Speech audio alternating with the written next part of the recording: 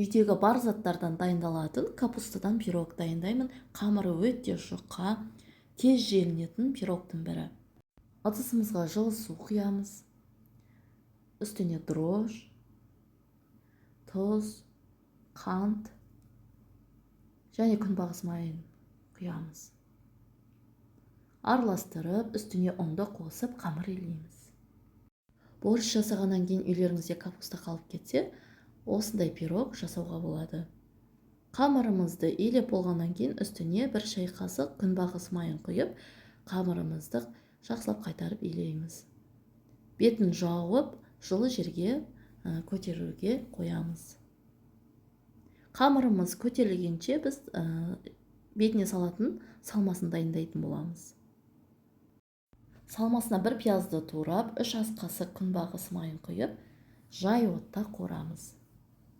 Пиязымыз қуырылғанша бір сәбізді теркадан өткіземіз.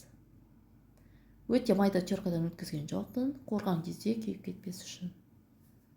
Сәбізімізді үстіне салып, тағы да қуырамыз. Арасында араластырып тұруды ұмытпаңыздар, капустамызды турап алғанша. Капустамызды турап алғаннан кейін салып, үстіне бір шай қасық тұз қосып араластырамыз.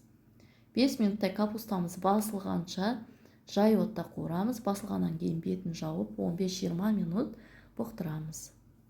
Көтерілген қамырымызды бір қайтарып, оқтаудың көмегімен жұп-жұқа етіп жаямыз.